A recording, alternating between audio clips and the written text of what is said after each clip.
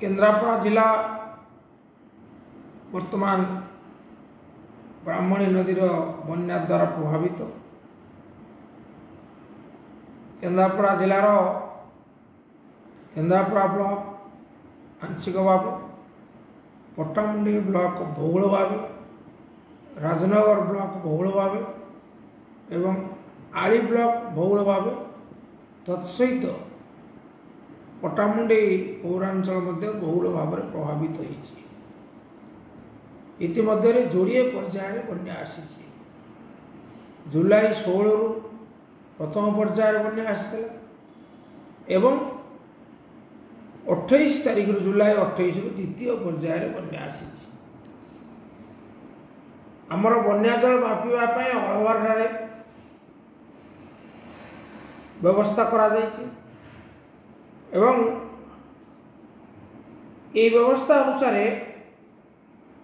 जुलाई 16 रे बन्या आसला कि जुलाई 17 ठारू 21 पर्यंत बन्या जल विपद संकेत उपरे प्रवाहित है।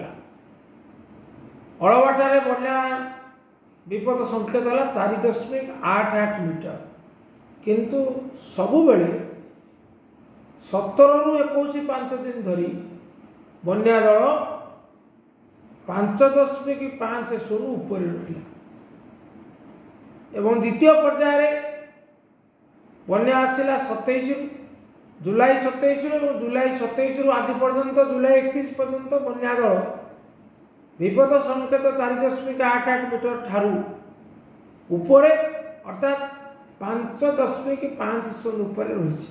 वर्तमान स्थिर अच्छी किंतु विपद संकेत ढेर ऊपर अच्छी।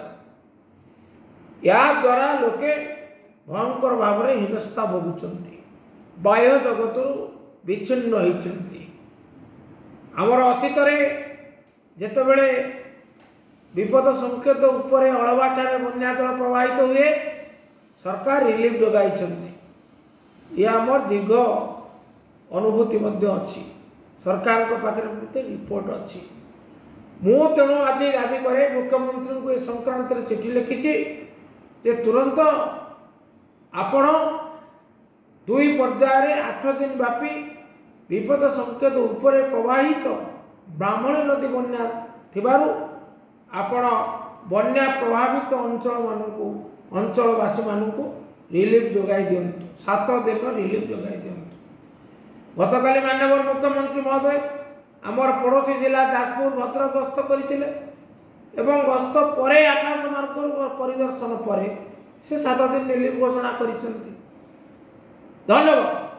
किंतु केन्द्रापड़ा जिला ब्राह्मणी नदी बन्या द्वारा प्रभावित अंचल अविलंबे 7 दिन रिलीफ घोषणा करने मुख्यमंत्री दाबी करुच्ची, मुख्यमंत्री को अनुरोध करुच्ची। आकाश मार्ग परिदर्शन कले केतेक जिला जाजपुर भद्रक आदि केन्द्रापड़ा परिदर्शन करते भल होता।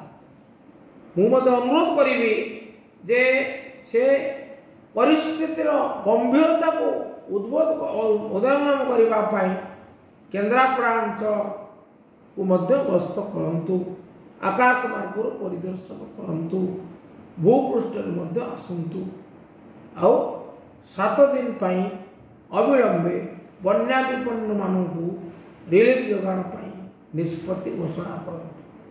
मु आशा करे माननीय मुख्यमंत्री मोर अनुरोध को